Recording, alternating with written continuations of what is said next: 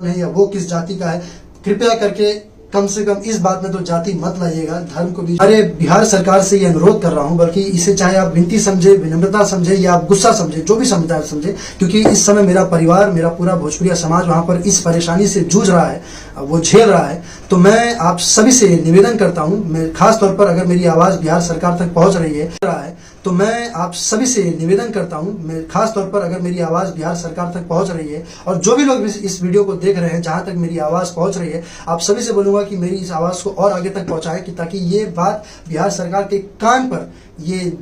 जूझ जो नहीं रहती है, उसके अलावा ये बात जरूर पहुंचे उनके कान में, और कि वो करवा रहा हूँ, क्योंकि मेरा वहां जाना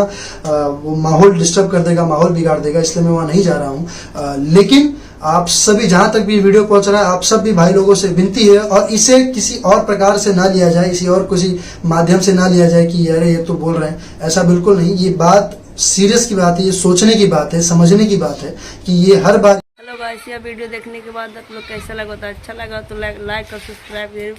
कीजिएगा और बेल आइकन दबाना को ना भूलिएगा।